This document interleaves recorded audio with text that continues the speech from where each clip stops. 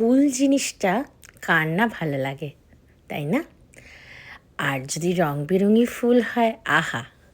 তো এখন এখানে আমেরিকাতে স্প্রিং সিজন চলছে।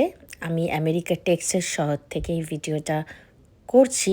তো আজকে আমরা এসে গেছি এখানে হোম ডিপোর গার্ডেন সেকশনে। তোমরা দেখতে পাচ্ছ কত ভ্যারাইটি অফ ফুল এখানে, কত রং বেরঙি রঙের, অপূর্ব। তো আমরা ভাবলাম যে শীত তো শেষ হয়ে এসছে, শেষ হয়ে গেছে, স্প্রিংয়ের শুরু, তো এখনই নতুন সব গাছ ঝরে যেগুলো গেছিলো সেগুলোতে নতুন ফুল ধরছে, আর এখনই ফুল কেনার আদর্শ সময়। তো কিছু ফুল গাছ কিনে আমাদের বাগানে রাখলে কীরকম হয় বারান্দায়, তো সেই প্ল্যান অনুযায়ী আমরা এসে গেছি কিছু গাছ কিনতে। সব একসাথে আমরা কিনবো না, একটু একটু করে কিনবো। তো আমরা প্ল্যান অনুযায়ী এসে গেছি, কিন্তু এসেই আমরা কনফিউজড হয়ে গেছি যে কোনটা ছেড়ে কোনটা কিনবো, কারণ সব ফুলই এত সুন্দর, সব রঙে এত সুন্দর। তো সবার প্রথমে আমরা রোজটাই উঠালাম, কারণ রোজ, গোলাপ আমার কর্তার সব থেকে পছন্দের ফুল, আর পিঙ্ক আমার সব থেকে পছন্দের রং।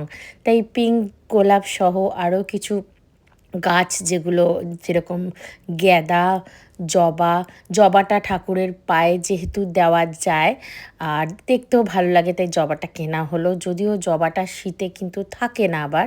তো এখন যাই হোক, গরমকাল আসছে, তাই এই সময় আমরা এই সময়ের কথা মাথায় রেখে এই ফুলগুলো কেনা হলো। মানে আগামী অ্যাটলিস্ট অক্টোবর অবধি যে গাছগুলো আর কি থাকবে সেইভাবে ভেবেই কেনা হলো। তো গ্যাদা কেনা হলো, আরও কিছু টুকটাক ছোটোখাটো গাছ কেনা হলো। তো এত রকমের গাছ কী ছেড়ে কী কিনবো বলো তো? তো যাই হোক, একসাথে তো সব কেনা সম্ভব নয়।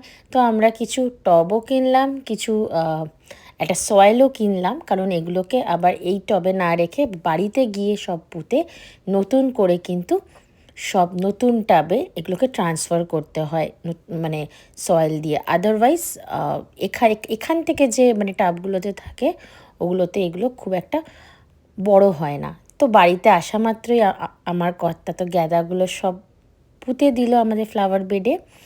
আর এই দেখো আমাদের বারান্দাতে, বাড়ির সামনে এগুলো সব সব টাবে টাবে সব নতুন সয়েল দিয়ে নতুন জায়গাতে এরা সুন্দর, কি সুন্দর লাগছে দেখো। দুটো জবাও কিন্তু ফুটেছে।